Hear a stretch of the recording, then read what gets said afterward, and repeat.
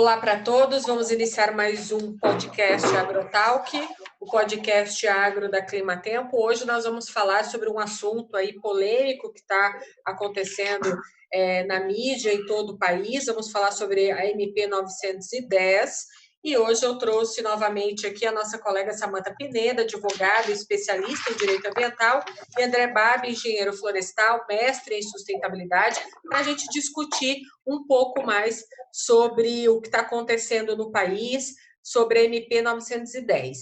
Um estudo divulgado recentemente afirma que o Brasil, está na contramão do mundo quando se observa a emissão de gases do efeito estufa.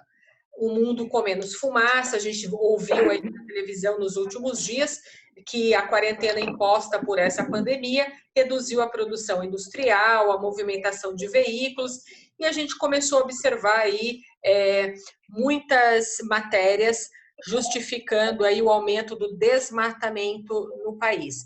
André, eu queria começar com você agora falando um pouco sobre essas conclusões, sobre o aumento do desmatamento. O que você traz de novo para a gente com relação a essas informações? Bom, quero cumprimentar todos os ouvintes. Ângela, obrigado pela oportunidade, a equipe toda do Climatempo.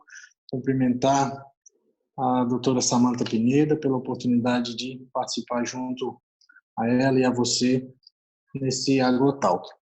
Bom, o desmatamento em 2020, de fato, nós temos alguns números, não oficiais, não do governo ainda, mas pelo Instituto Amazon, de que há um aumento no desmatamento equivalente ao mesmo ano, em 2019, e também não só a este comparativo de 2019, há um acumulado aí dos últimos 10 anos, seria o maior aumento de desmatamento nos últimos 10 anos.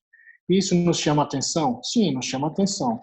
Por quê? Estamos num momento muito delicado de pandemia, Por óbvio, os estados todos, que de acordo com a Lei Complementar 140, eles têm a missão, e aí por delegação do governo federal, de executar a fiscalização, tendo aí a prática da suplementação feita pelo IBAMA, pelo ICMBio, pelos órgãos do governo federal, para fazer a fiscalização. Dado esse período todo de pandemia, os homens do campo e as mulheres, os analistas de meio ambiente, obviamente, como toda a sociedade, está um pouco ausente das suas atividades laborais normais, Isso nós acreditamos que fez com que o desmatamento veio a subir, ou seja, a ausência do Estado no campo. Não obstante, o governo federal, me parece que já atento a esse tipo de situação, já declarou uma mega operação aí comandada pelo vice-presidente da República para que pudesse conter, esse provável aumento de desmatamento. Então, ele está ainda passível de controle, nós temos aí um fechamento ainda em novembro, então eu acredito muito que essa mega operação vai colocar os números de volta nos eixos, ou seja, como dito na pandemia, a tendência é que o governo federal, com a sua força aí do Exército, da Polícia Federal, rodoviária, dos fiscais do IBAMA, possam achatar essa provável curva aí de aumento do desmatamento. Quando esse assunto se vem à tona e esquenta muito aí o mercado, falando sobre efeito estufa, a pecuária brasileira ela é muito castigada, ela começa a ser observada como o maior vilão perante aí ao desmatamento. Você vem conversando com algumas pessoas, como que a ciência vem rebatendo esse alarmismo todo com relação à agropecuária brasileira? Olha, a sociedade brasileira precisa entender de uma vez por todas que quem está cometendo esse tipo de ilegalidade não é o produtor rural, não são as empresas rurais, não são os agropecuárias, são grileiros, são criminosos. É preciso entender e chamar a atenção da sociedade de uma vez por todas que esse problema é problema de segurança pública. É problema com garimpo ilegal, é problema com exploração de terra ilegal, exploração de madeira ilegal. Nós não estamos falando aí da pecuária, nós não estamos falando da agricultura, nós não estamos falando do exportador de commodities, nós não estamos falando de ninguém desse cenário. Nós não estamos falando de uma mineradora tipo uma Votorantim ou qualquer outra, uma Nexa da vida, que está cometendo esse tipo de atrocidade. Por isso, muito bem o governo federal se mexeu e colocou o Exército junto com a Polícia Federal à frente dessa luta, né? Essa luta que ela é de consequência para quem produz certo, né? E produz os benefícios para quem está na ilegalidade. Então, o governo está agindo aí junto aos estados da Amazônia Legal, para que essas consequências não atinjam, né, o produtor que trabalha dentro da legalidade, pagando seu imposto, fazendo seu cadastro ambiental rural, buscando a regularização da sua terra, recolhendo todos os tributos necessários para a manutenção da sua atividade. De uma vez por todas, assim, o Brasil tem que se unir e extirpar da Amazônia, como não só da Amazônia, de todos os demais lugares, a atividade legal, né? A atividade legal ela não beneficia ninguém. Ela gera trabalho escravo, ela gera crime de prostituição, ela gera exploração madeireira, exploração de animais, exploração de material biótico da floresta ilegal. Então, assim, é extremamente necessário e oportuno que até mesmo a imprensa brasileira possa acompanhar mais de perto, né, esse tipo de ação e separar de uma vez por todas o joio do trigo, né? Esse problema é de segurança pública. Ele não é um problema de sanidade animal, ele não é um problema de sanidade dos produtos de origem da agricultura, ele não é um problema do produto daquele que faz o manejo florestal, né, que faz o manejo da madeira aí em 30 anos. É justamente quem está à margem da lei. E quem está à margem da lei precisa ser tratado como tal. A mão dura, a mão do Estado, a mão de ferro precisa conter esse pessoal de uma vez por todas. Vamos esquentar esse podcast, Samantha. Eu queria que você explicasse um pouco para quem nos ouve aqui no Agrotalk sobre a MP 910, que voltou a ser assunto aí quente nos jornais, nos principais jornais brasileiros. Eu queria que, de uma forma simples, você explicasse para os nossos ouvintes, primeiro, o que é essa MP 910 e o que atualmente está em vigor. Bem, oi Ângela, oi André, é um prazer estar aqui de novo no podcast de vocês e a gente está sempre aprendendo, então uma honra estar aqui e ainda mais para falar desse assunto quente, né Ângela? A gente está brigando de novo, falei que na geração passada deve ter sido Joana d'Arc, alguma coisa, porque não é possível, é só briga. E sempre insistindo no mesmo assunto, né, Samantha? Né, tendo que desmistificar e quebrando mitos sobre essa MP. Eu acho muito importante a gente, antes de começar a falar da MP, e para o pessoal que está nos ouvindo, especialmente você que quer formar uma opinião sem paixão, nós precisamos fazer uma análise fria da situação brasileira. Nós temos problemas de regularização fundiária no Brasil desde que o Brasil foi descoberto. Nós tivemos capitanias hereditárias, nós tivemos os tratados, que veio de Tordesilhas, daí veio o Tratado de Madrid, e desde então o Brasil tem problemas fundiários, falta título na mão das pessoas que são chamadas a ocupar as terras brasileiras, principalmente no norte do país.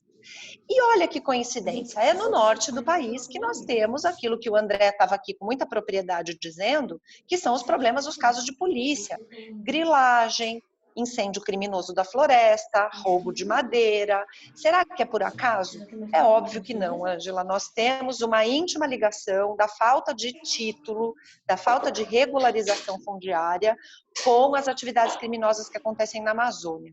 E o mais curioso que vem na minha cabeça é o seguinte: o mesmo povo que fica bradando, que fica levando lá para o exterior o nome ruim do país, denegrindo a imagem do Brasil, que o Brasil não cuida da Amazônia, são as mesmas pessoas que são contra a votação, foram contra a votação da MP 910, que agora virou o PL 2633, né? Converteu em projeto de lei porque não deu tempo de votar a medida provisória, ela ia perder a sua validade e foi convertida. Mas vamos lá. O que esta proposta trouxe para discussão? O texto original da medida provisória 910, ela só queria dizer o seguinte: o que atrasa o INCRA a dar títulos para as pessoas é a necessidade de uma vistoria física.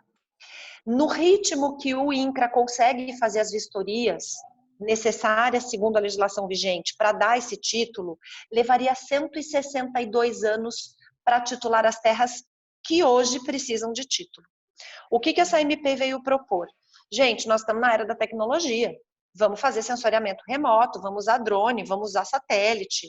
As terras que forem ocupadas antes de 2014, esse é o texto original, tá? Antes de 2014, comprovadamente com produção, que apresentem seu CAR. É a primeira vez que uma lei de regularização fundiária fala em regularidade ambiental. E que tenham até 15 módulos fiscais, que nós estamos falando aí de média para pequena propriedade, podem ser tituladas com sensoriamento remoto num sistema menos burocrático, menos artesanal de titulação. Essa é a proposta, Ângela. E quando a gente traduz desse jeito, as pessoas falam, peraí, mas por que se deu tanta loucura então? Por que chamou de MP da grilagem? Existiam 2 questionamentos básicos. O primeiro deles era o tamanho. O que é 15 módulos, né? O que são 15 módulos fiscais? Lembrando que o módulo fiscal ele é diferente em todo o Brasil, cada município tem um tamanho de módulo. A média do módulo fiscal na Amazônia são 80 hectares e a média do módulo fiscal no restante do país são 14 hectares. E o módulo, ele é como se fosse uma receita para dizer, é a mínima unidade em que um produtor precisa trabalhar para viver, né? Então, até 15 módulos são propriedades que, para quem está no sul, se pensar em 15 vezes 80, parece uma grande propriedade. Mas se pensar que esse cara lá na Amazônia, ele produz nessa área sem ter logística, sem ter apoio de mercado, sem ter estrutura nenhuma fora da porteira. Escoamento difícil.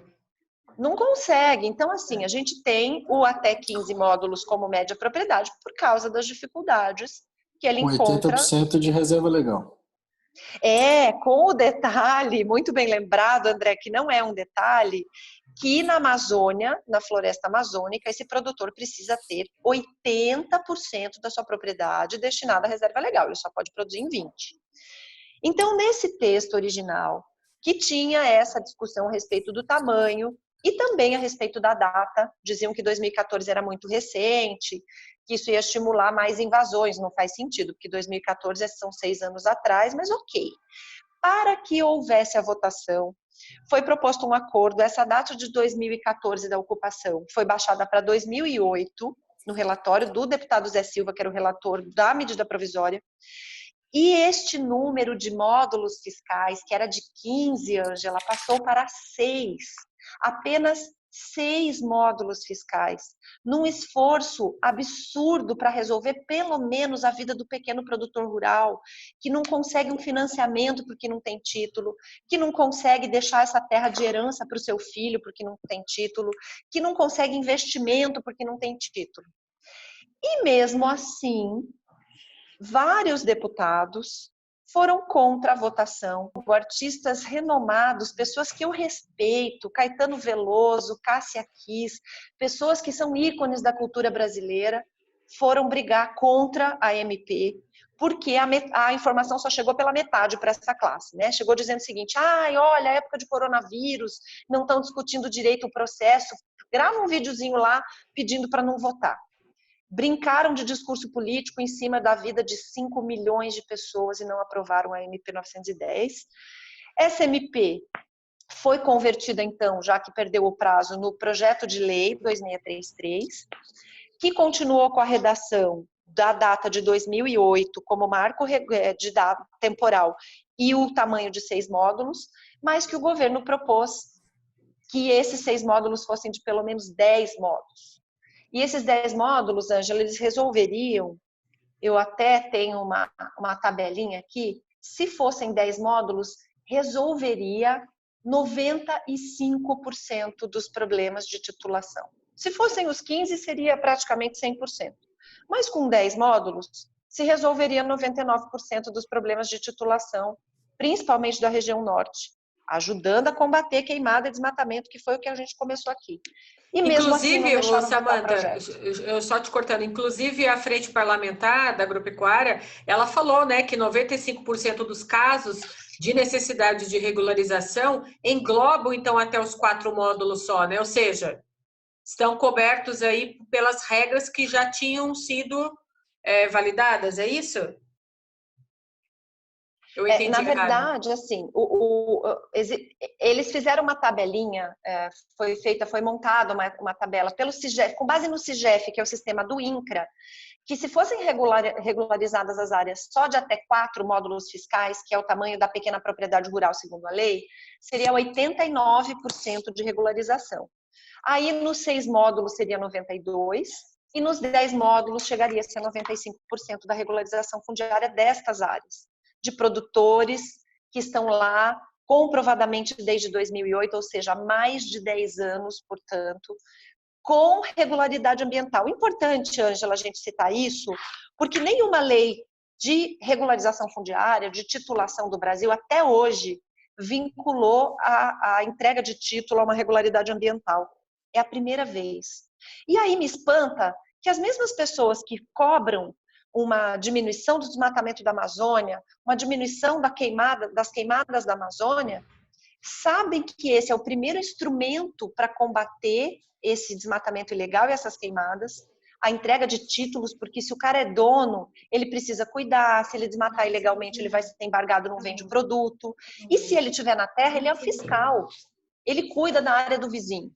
Essas pessoas são contra, então eu não consigo entender muito esse discurso, viu, Ângela? Mas infelizmente nós ainda estamos pendentes com a votação do projeto de lei 2633. A gente espera que o Congresso tenha realmente uma postura mais humana e vote esse projeto assim ainda esse mês. Ainda existe alguns pontos de discordância nesse projeto, porque assim a gente veio falando dessa MP desde o ano passado.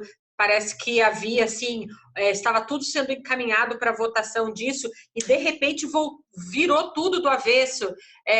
Houve discordâncias, ainda há, isso faz mais parte de uma briga política.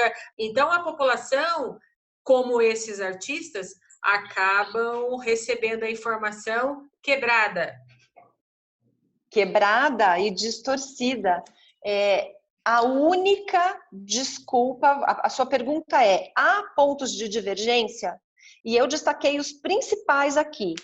Temporalidade, que a proposta original era 2014, mas os líderes cederam para baixar para 2008 para que houvesse pelo menos a votação. E o tamanho da propriedade a ser regularizada. O projeto original tinha 15 módulos, para votar foi baixado para 6, e agora, como virou o PL, mudou o relator, não é mais o deputado Zé Silva, agora é o deputado Marcelo Ramos, que ele é do PL do Amazonas, ele conhece profundamente o caso, e ele fez, inclusive, Ângela, um vídeo muito curioso respondendo esses artistas a respeito das questões da Amazônia. Foi bem interessante. E o que a divergência hoje paira entre esses 6 módulos fiscais a serem regularizados, titulados, ou esses 10 módulos fiscais a serem titulados. A única desculpa, eu diria, que esses políticos que são contra e que os artistas têm apresentado no pedido de não votação do PL é que não é hora de votar por causa da Covid-19. Ora, cá entre nós, a medida provisória, como você bem disse, veio em dezembro do ano passado. Nós não tínhamos Covid-19, o assunto foi para a mesa, foram levantadas o número de propriedades que seriam beneficiadas, qual a tecnologia seria usada para que não houvesse nenhum tipo de prejudicialidade mesmo com relação à falta de vistoria física nessas áreas. Se chegou à conclusão de que é muito mais eficiente, aliás, a vistoria remota por drones e por outros meios tecnológicos que dão precisamente a divisa dos imóveis. Então não vem dizer que essa desculpa para mim, Ângela, não cola. Esse negócio de que a pandemia atrapalhou a discussão, a medida provisória veio muito antes da pandemia, poderia ter se votado sim, infelizmente, como a classe artística entrou, teve live do Molon com a Anitta, teve live de outros deputados com artistas famosos, e isso dá ibope, né? Então esse povo está brincando realmente com a vida de Amazônia e das 25 milhões de pessoas na Amazônia brasileira que precisam de uma alternativa para viver e não conseguem o título das suas terras. Eu queria que você falasse um pouco, já com relação a essa parte de sustentabilidade, qual que é o impacto disso tudo para a Amazônia? Olha, Ângela, um dos grandes problemas da Amazônia é a logística, é você ter a propriedade da sua área, da sua terra, para que você possa acessar crédito, né? As famílias da Amazônia vivem à míngua, né? A Samantha citou aí algo em torno de 5 milhões de pessoas. A Amazônia, o norte do Brasil, e aí eu venho ponderar mais um pouquinho da MP 910, que ela foi um pouco até mais abrangente do que foi a Lei de Terras lá de 2009, editada pelo então presidente Lula, para que não houvesse privilégio em nenhum lugar do Brasil. Essa MP veio dar oportunidade de todo o Brasil se resolver, né? Nós temos casos assim no Nordeste também. O cara vai ficar plantando macaxeira a vida toda, não desmerecendo, mas ele precisa acessar crédito, ele precisa colocar implemento, ele precisa colocar trator. As pessoas não querem discutir trabalho infantil. Se ele não consegue colocar a família dele para trabalhar, ele precisa de um trator. Para ele comprar um trator, ele vai precisar de documentação da área para poder financiar o trator. Então, assim, me parece que as pessoas que comentam a respeito do assunto, artistas, demais personalidades, estão um pouco distante da realidade do que é viver da terra e viver na terra, né? E quem vive da terra e vive na terra, me parece que é a pessoa mais sustentável do que essas pessoas que estão comentando de quem vive na terra e de que modo essa pessoa deveria viver, né? Quem está vivendo e tem a oportunidade de regularizar sua área, e esse fator de colocar a regularização fundiária juntamente com o cadastro ambiental vai promover mais do que nunca justamente os 80% de reserva legal na Amazônia, vai promover a fiscalização ambiental ocorrer em tempo real, vai promover você responsabilizar aquele que não tiver o documento, aquele que não tiver andando perante as leis ambientais da forma mais incisiva possível. Vai, por outro lado, também promover os ativos florestais brasileiros, para quem sabe, viabilizando o comércio de carbono no mundo, aí isso vai promover essa sociedade como um todo da Amazônia. Então, assim, me parece que a questão é inviabilizar e não promover, né? Nós precisamos promover os nossos recursos naturais, né? Fazer o uso de forma sustentável. E fazer o uso de forma sustentável, você precisa ter a propriedade daquilo que é, né, seu, para que você possa cuidar, para que você possa promover. Senão, aí sim, para mim, não ter a regularização fundiária e ambiental na Amazônia, ou seja, em qualquer outro bioma, aí sim é você promover a grilagem. Para mim é justamente o contrário. As pessoas precisam entender isso. Que uma coisa é a pessoa sem documento e outra coisa é a pessoa com documento. Vamos trazer um exemplo bem cotidiano, né? A polícia, quando ela para um cidadão na rua em caso suspeito, se ele não tem documento de identificação ou de propriedade do veículo ou carteira de habilitação para estar dirigindo, ele é recolhido imediatamente. Agora, se ele tem documento, ele passa a ser respeitado, ele vai ser reconhecido, ele vai ser tratado, os órgãos vão entender o que ele está fazendo, o que ele não está fazendo.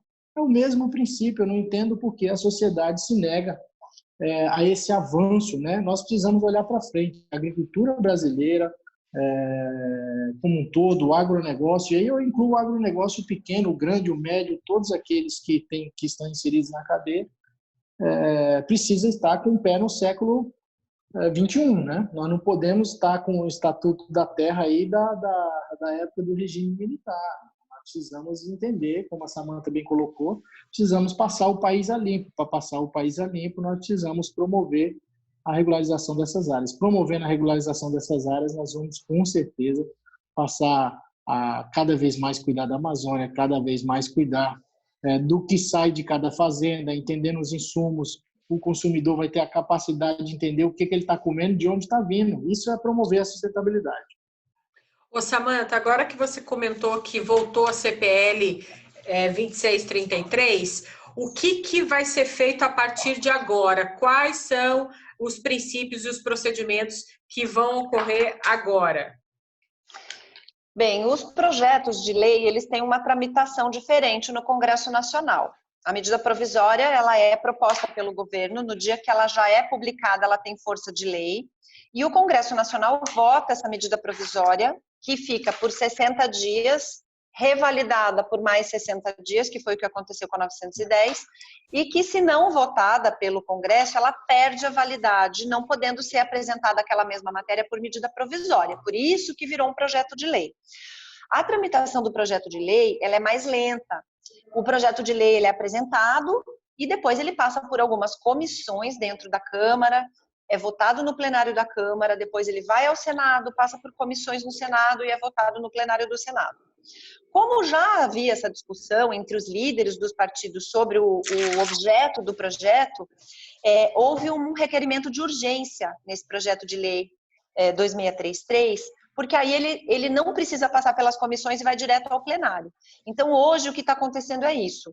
Existe o requerimento de urgência de votação do PL, não está totalmente aprovado esse requerimento de urgência para colocar o projeto em votação no plenário da Câmara, ainda está na Câmara, não passou para o Senado, e a nossa previsão é de que isso aconteça. Esse projeto estava na pauta desta quarta-feira, dia 21, 22, eu acho que foi a quarta-feira, dia 20 de maio estava na pauta, saiu de pauta, e nós esperamos que, pelo menos dentro do mês de maio, ainda seja aprovado o requerimento de urgência e seja votado o PL 2633 com um acordo, quanto ao marco temporal e quanto ao tamanho das áreas a serem regularizadas. E esse projeto de lei está sujeito a receber alguma emenda no plenário, alguma coisa diferenciada? Ele pode sim receber as emendas de plenário, como qualquer outro projeto de lei, mas existe um acordo, Ângela, porque realmente isso é um medo das pessoas que aprovam leis com relação principalmente a que interfere na Amazônia. O acordo dos líderes é de que realmente não haja o que eles chamam de penduricalho, né? Nenhum penduricalho, nenhum assunto externo ao que trata esse projeto, que ele seja votado na íntegra como está, apenas acertando o marco temporal e o tamanho. Nós entendemos, assim, do ponto de vista técnico, jurídico, que o projeto é um bom projeto. Ele não nasceu do nada, né? A MP 910 reuniu muitos projetos que já tramitavam no Congresso Nacional, tanto na Câmara quanto no Senado, há muitos anos, sobre regularização fundiária. E esse governo, parece que ele está com um propósito de fato, tomar providências para que haja um melhor uso das terras brasileiras, principalmente do ponto de vista ambiental. Repito aqui, nunca houve exigência ambiental para regularização, para concessão de títulos. Pela primeira vez foi colocado isso num projeto de lei e tem sido um discurso uníssono, etc., que para acabar com o desmatamento ilegal da Amazônia, é preciso fazer a regularização fundiária, é preciso fazer um zoneamento ecológico-econômico, o que vamos preservar e o que vamos utilizar, é preciso fazer funcionar o pagamento por serviços ambientais, que aí você vai dar uma alternativa para a Amazônia, e isso aconteceu num decreto muito recente que transferiu a concessão de florestas públicas do Ministério do Meio Ambiente para o Ministério da Agricultura, dando uma cara mais produtiva para as florestas, né, para elas serem um ativo dessas pessoas que moram lá. E, por fim, fazer com que a bioeconomia, que é uma coisa que tem sido repetida desde da COP25 que aconteceu em Madrid, a bioeconomia realmente esquente, né? Vamos fazer da floresta um ativo, da sua biodiversidade, da sua fauna, da sua flora, de tudo que ela pode oferecer além de estar derrubada. Só que como é que você vai fazer exploração de bioeconomia se você não tem o título da terra? Você não pode pedir um financiamento, não pode entrar em um laboratório para fazer pesquisa, você não consegue fazer nenhum planejamento de uso. Então, é o primeiro passo para mudar a situação fática da Amazônia, para dar essa nova roupagem de uma economia sustentável para o país, só que aí o povo do contra não deixa acontecer. Então, a gente espera que realmente haja uma movimentação do Congresso e de toda a sociedade, Ângela, para que o projeto realmente seja aprovado, seu regime de urgência, e seja votado sem penduricalhos, somente com as questões de não precisar de uma vistoria física para a concessão de títulos para essas terras. O André, anteriormente a Samantha tinha comentado sobre o sensoriamento remoto. Você acha que essa tecnologia ela é capaz de comprovar toda a ocupação que existe nessas terras?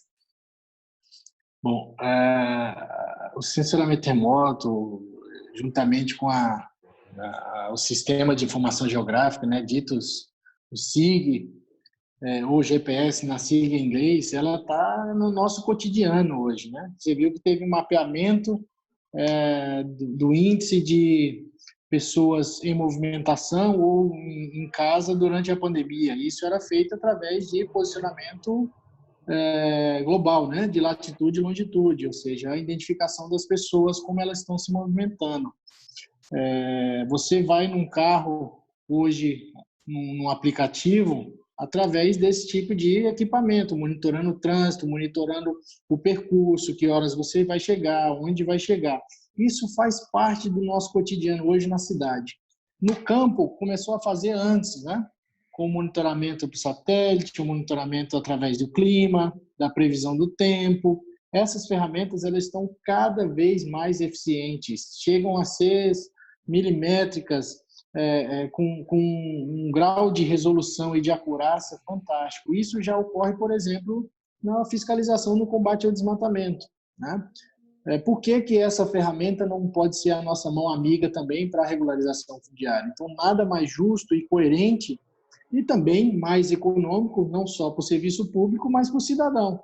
Como que o cidadão que está a 1.500 quilômetros, 800 quilômetros de um centro urbano, ele vai ficar indo e voltando, protocolando documento em um órgão para regularizar a sua propriedade? Muitos não têm acesso. Nós estamos falando de um país gigantesco, né? Numa Amazônia gigantesca. Só no Mato Grosso, por exemplo, cabe 2 Franças.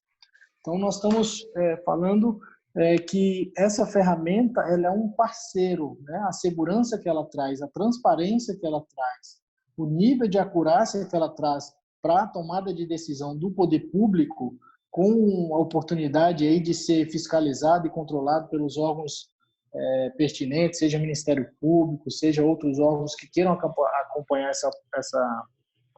essa regularização com muita tranquilidade. Então, assim, eu não vejo problema na metodologia, na ferramenta para que isso possa acontecer.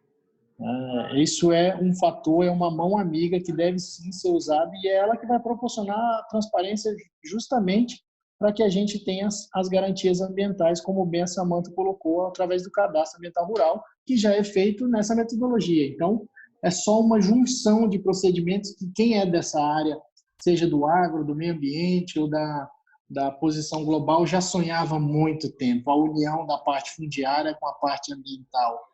A junção de fatores para que a gente possa ter preservação e produção trabalhando juntos, em qualquer lugar do país, em qualquer bioma, ainda mais na Amazônia.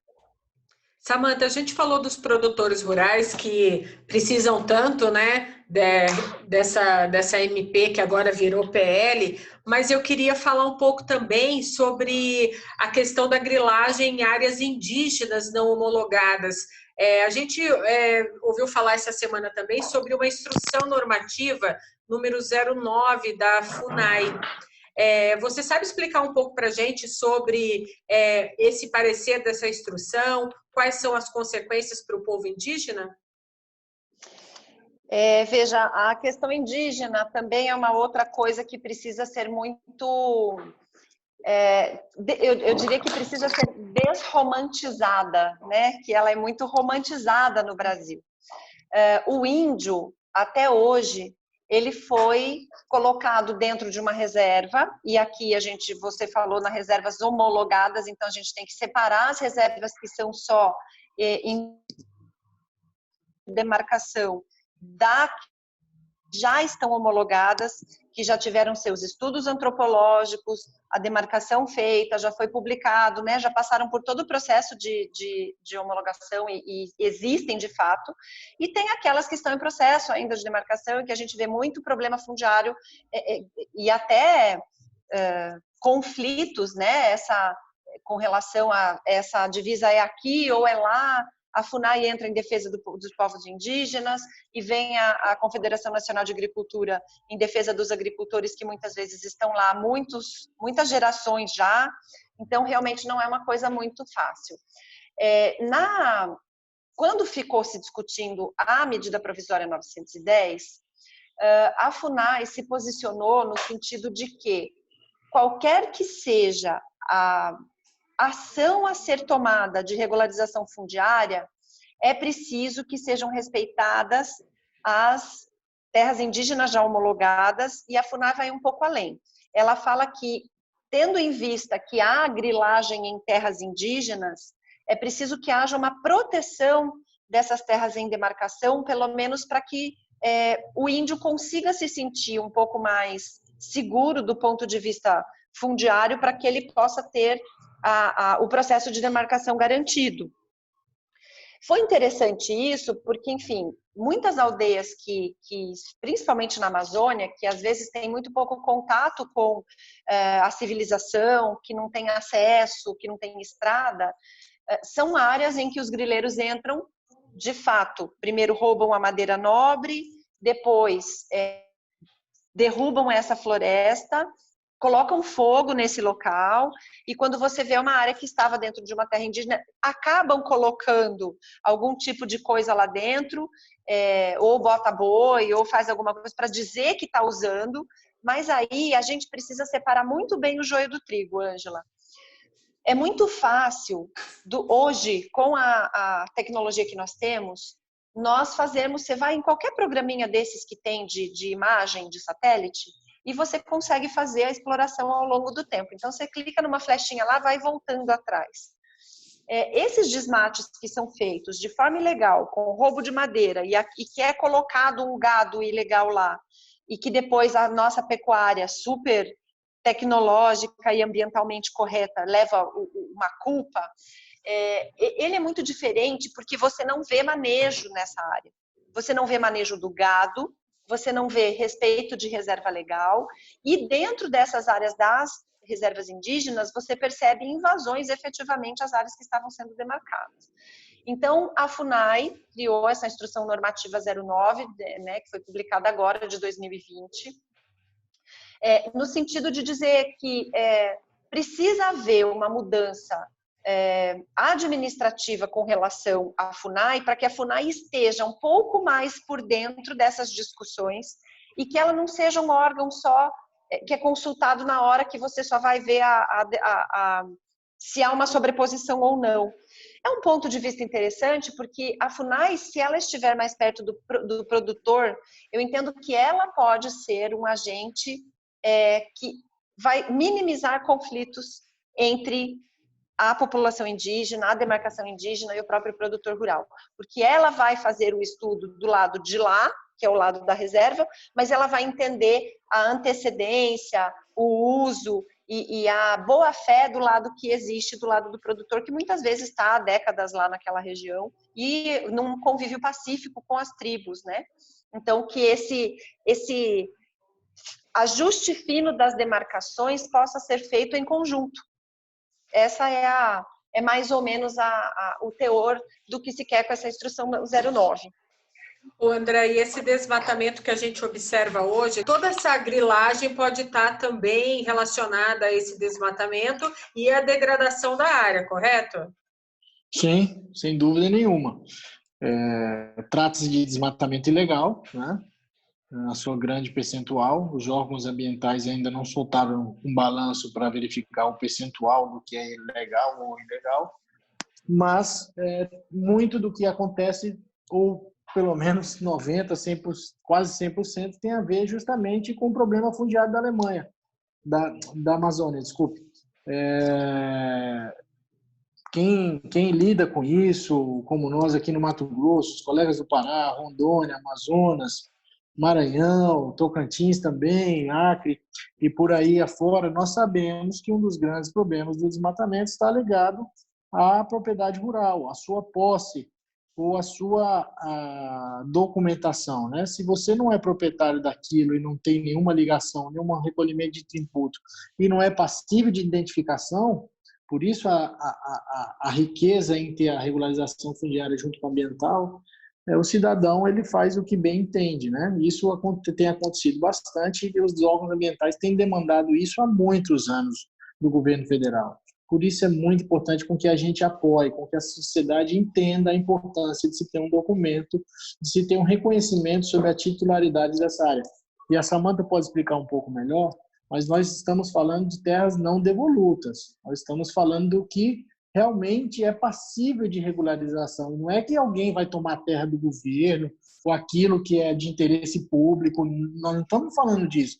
Depois, se você puder, Samantha, dá uma ajuda para nós sobre esse aspecto, para que o cidadão possa entender, que está nos ouvindo, que nós estamos falando de regularização daquilo que está, de fato, com oportunidade de ser regularizado, e não simplesmente alguém vai chegar e colocar uma estaca na Amazônia ou identificar uma casinha lá desde 2008 e simplesmente vai ter a documentação. Não é bem assim, não é dessa forma, né? Não, excelente colocação, André, porque a impressão que dá, e infelizmente, né, pela deturpação das informações, é que está se loteando a Amazônia. E não é bem assim, existe um planejamento, as terras devolutas no Brasil, elas são marcadas, inclusive depois do advento do CAR, que é o Cadastro Ambiental Rural, a Embrapa tem, com uma riqueza de detalhes e uma escala tão sensacional de aproximação, que você consegue ver onde são as propriedades rurais, os seus limites, onde são as unidades de conservação, né? Nós temos 12 categorias de unidade de conservação no Brasil, desde a estação ecológica, que é a mais restrita, até a APA, que é uma unidade de conservação de uso sustentável, que você pode ter atividade particular e produtiva dentro, com regras. Nós conseguimos ver a demarcação das terras indígenas, então na mesma base de dados da Embrapa, que levantou todo o CAR do Brasil, e você consegue saber onde estão as terras devolutas. As terras devolutas são terras que não estão em nenhum programa, em nenhuma previsão de titulação, até porque não se faz, é ilegal. O que nós temos nessas áreas em que é pretendido dar o título são áreas que seriam regularizadas, são assentamentos, muitas vezes, que já existem. O assentamento já existe no INCRA, tem nome, a parte da divisão certinha do assentamento está lá, com todos os lotes, tamanhos pré-determinados. Não é uma coisa assim que vai sair dando título para quem entrou em algum lugar e botou duas cabeças de gado lá dentro. Então, existe uma organização nesse sentido, e esse mapeamento que o CAR fez com que fosse possível no Brasil identificar praticamente 6 milhões de propriedades rurais com a sua demarcação do perímetro, nos dá eu diria que não é nem uma certeza, mas nos dá uma segurança de que tudo que estava proposto na MP 910 e agora no 2633 é o que era passível de regularização. Não entra em terra indígena, não entra em área devoluta, não entra em unidade de conservação. É titulação de áreas que seriam tituladas e que apenas levaria 162 anos para ocorrer da forma como está na lei atual. É inviável, é óbvio que é inviável. Gente, a gente está chegando ao fim desse podcast aqui. É um tempo que dá para a gente ficar falando sobre esse assunto por mais de horas. Mas eu acho que a gente conseguiu ser esclarecedor aqui em alguns pontos importantes para os nossos ouvintes do AgroTalk. E eu queria ir finalizando esse podcast, porque eu sei, Samantha, que durante esta semana você vai estar promovendo algumas lives justamente para falar sobre esse assunto, para desmistificar, tirar alguns mitos e esclarecer melhor, recebendo inclusive pessoas ligadas ao projeto, né, de lei agora, para falar a respeito sobre isso. Conta um pouco para a gente o que você planeja para essa semana.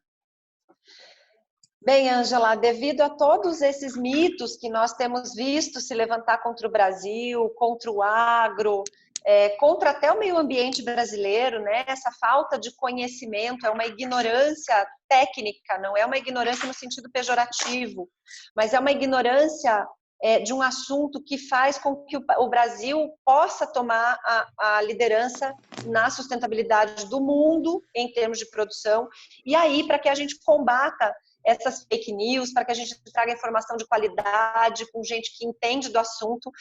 Nós estamos promovendo um evento do dia 25 ao dia 29 de maio, todos os dias às 7 da noite, vai acontecer uma live com pessoas que trabalham todos os dias com as questões fundiárias e ambientais do Brasil e com pessoas que participam profundamente da vida desses produtores rurais, que vão ser atingidos, que já foram atingidos pelo Código Florestal, que vão ser atingidos por essa legislação de regularização fundiária, e isso vem para que a gente comemore os 8 anos do Código Florestal.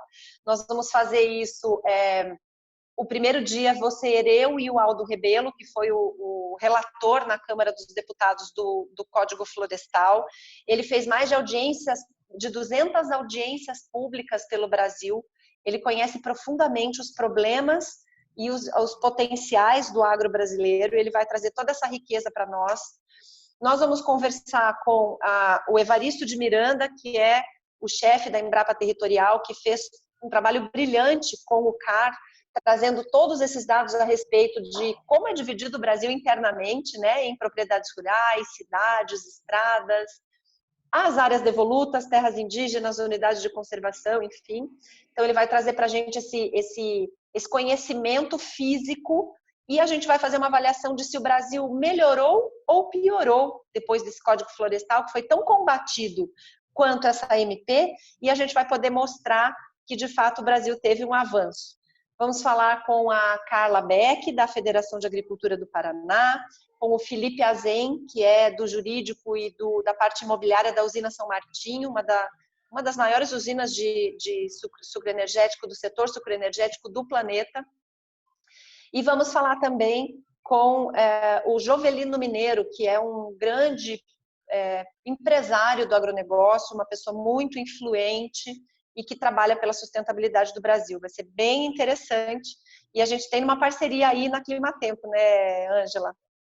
Se Deus quiser, essa parceria vai ajudar a gente a levar essa informação para mais pessoas, alcançando aí uma comunidade, uma sociedade, para que todas as pessoas tenham melhor conhecimento sobre essa proposta. André, eu queria que você também finalizasse aqui, dizendo algumas últimas palavras nesse podcast. Eu agradeço, Ângela, Samantha, a oportunidade de a gente debater esse tema, né, de suma importância e levar conteúdo, acima de tudo, com neutralidade para os nossos ouvintes, né?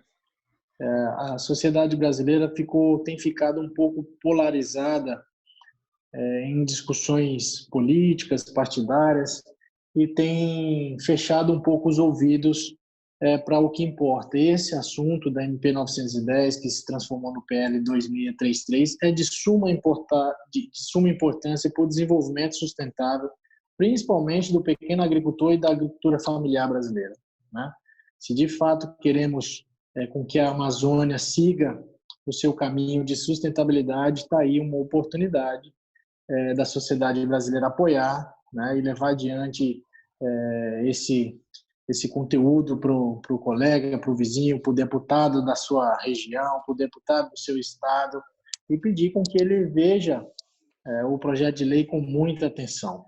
Isso dará uma oportunidade tamanha de nós unirmos definitivamente a parte fundiária com a parte ambiental no Brasil e promover a sustentabilidade na propriedade rural de um modo vertical. Então, muito interessante a oportunidade da gente ter discutido isso junto, e também já desejo aí sucesso na live que a Samantha vai tratar com todas essas personalidades. Com certeza será um sucesso. Para mim foi uma honra, muito obrigado mais uma vez por estar contigo aí, toda a equipe do Climatempo, e um abraço aí para a amiga Samantha, sucesso sempre para todos. André, muito obrigada de novo por você ter aceitado o convite aqui do AgroTalk. Fico lisonjeada aí de você trazer o seu conhecimento aqui para o podcast Agro. Samantha, você também, mais uma vez, muito obrigada. Eu sei que você trabalhou muito também nessa MP. A gente sabe que esse passo que se deu atrás, a gente fica um pouco triste, porque a gente trabalha muito, né, para colocar esse projeto para frente, mas a gente está aqui na torcida, a gente espera que essa normativa aí que você comentou que vai ser assim especial, que isso aconteça logo lá em Brasília e que isso possa voltar a andar. Eu te desejo muita sorte aí nas lives desta semana, eu sei que vai ser muito importante e esclarecedor para toda a sociedade ter essas informações de uma forma mais coloquial, mais simples, que eles possam entender certinho como que funciona tudo. Mais uma vez, muito obrigada. Eu vou terminar esse podcast aqui com bastante alegria, sabendo que os ouvintes vão ter aí esse esclarecimento aqui no AgroTalk para essa semana e que vão poder complementar aí durante a sua live também. Muito obrigada para todos vocês e até a próxima. Obrigada, um abraço. Obrigado.